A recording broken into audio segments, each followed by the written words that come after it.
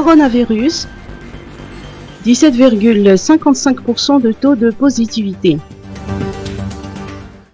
Le taux de positivité à la Covid-19 commence à suivre une courbe descendante. C'est réjoui aujourd'hui. Le Tervloutine, 115 nouveaux cas ont été enregistrés pour 655 hospitalisés. Ces chiffres correspondent à 17,2% de positivité, avec un nouveau décès localisé à Nalamangue, portant à 152 de patients qui ont succombé au coronavirus. Le taux de mortalité est de 1,14%. Par ailleurs, les cas de guérison se multiplient. 265 patients ont recouvré la santé, représentant un taux de guérison de 4,67%. À ce jour, 1889 malades sont en cours de traitement, dont 80 développent une forme grave de la maladie. Ces chiffres correspondent à 5,18% des cas actifs. Sur les 103 sont localisés à Nalamangue, 29 à Vaknakach, 1 à Mernariv dans la région Itas, 1 à Tsambatunjazak dans la région Lochamangour, 3 à Ambouch dans la région Mourmani, 10 à Bouinj, 1 dans la région Sofia, à Timonjefan, Tiumbe et 1 à Amboussar à Tim dans la région Anoussi. FJKM cathédrale à Nalakil, réouverture de l'église dimanche.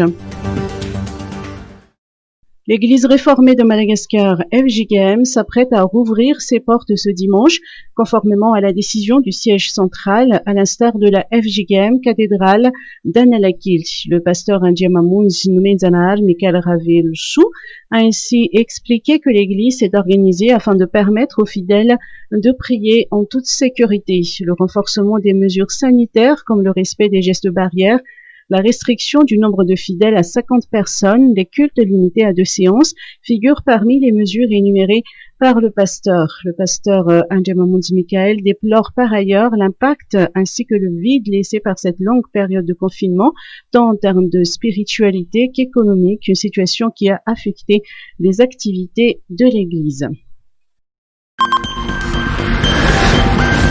Programme de transfert monétaire, 323 000 personnes bénéficiaires.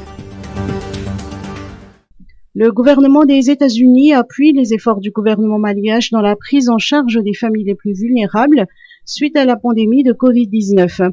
À travers l'USAID, les États-Unis ont participé pour 5 millions de dollars à la réalisation du programme de transfert monétaire.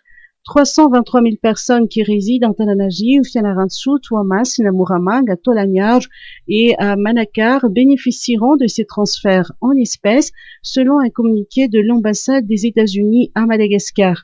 Les personnes qui travaillent dans le secteur informel, ceux qui ont en charge des enfants en bas âge, les personnes âgées ou celles souffrant de handicap sont prioritaires dans la distribution de ces aides.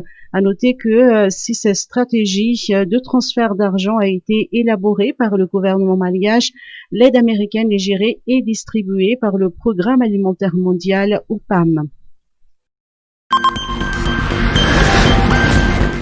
Ambassadeur du Japon, favorable à l'ouverture des frontières. La transparence et la confiance mutuelle entre le gouvernement, le peuple et les bailleurs de fonds sont la base de la réussite des opérations effectuées dans le cadre de la lutte contre la propagation du coronavirus à Madagascar. Son Excellence Monsieur Ishiro Oguchi, ambassadeur du Japon à Madagascar, l'a souligné lors d'un entretien exclusif accordé à nos reporters. Le Japon figure parmi les pays qui ont apporté leur contribution au gouvernement malgache, pour ne citer que la dotation en équipement aux centres hospitaliers et au personnel de santé. Le Japon est par ailleurs un partenaire actif du Fonds monétaire international et de la Banque mondiale, a rappelé son Excellence Monsieur Ishiro Oguchi. Le pays suit de près le déblocage et l'utilisation des fonds d'aide internationale accordés à Madagascar. L'objectif est de faire en sorte que ces aides parviennent réellement aux familles vulnérables. Concernant l'économie, l'ambassadeur du Japon s'est déclaré favorable à l'ouverture des frontières aériennes afin de redémarrer les unités productrices comme Ambatovi et les différents projets mis en suspens depuis le début de la crise sanitaire. Il a cité notamment les travaux d'extension du port de Tuamas, la réhabilitation du pont de Mangour et la construction du barrage d'Aloch. Quant aux relations bilatérales nippo-malgaches, l'ambassadeur a confirmé la volonté de son pays de renforcer les collaborations. Les dirigeants qui se sont succédés ont déjà montré leur détermination à suivre la voie du développement, a-t-il indiqué. Parfois, les points de vue peuvent diverger, mais il faudrait les coordonner pour atteindre le développement économique et social du pays, a conclu l'ambassadeur.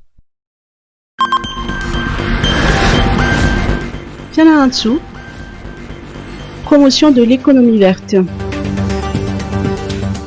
La ministre de l'Environnement et du Développement durable, la docteure Bomyev Tsivainala Rarniri, a visité les activités de la plateforme de concertation et d'appui à la filière huile essentielle et le groupe d'intérêt économique GIE à Saint-Bave.